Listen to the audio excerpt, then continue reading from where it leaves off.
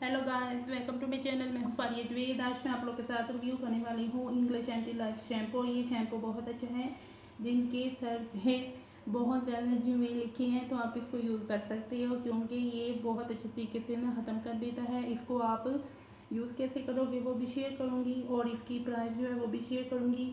इसकी पैकेजिंग कुछ ऐसी है, और आप लोगों ने इसको यूज़ कैसे करना है।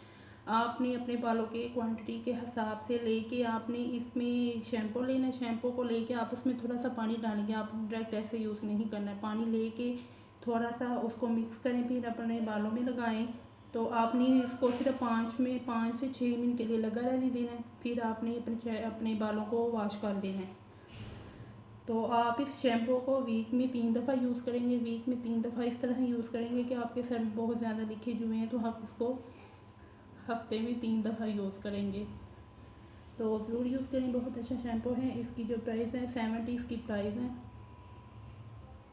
तो वीडियो अच्छी लगी तो लाइक और शेयर कर दें, चैनल को सब्सक्राइब कर दें। अल्लाह हाफ़िज़, बाय बाय।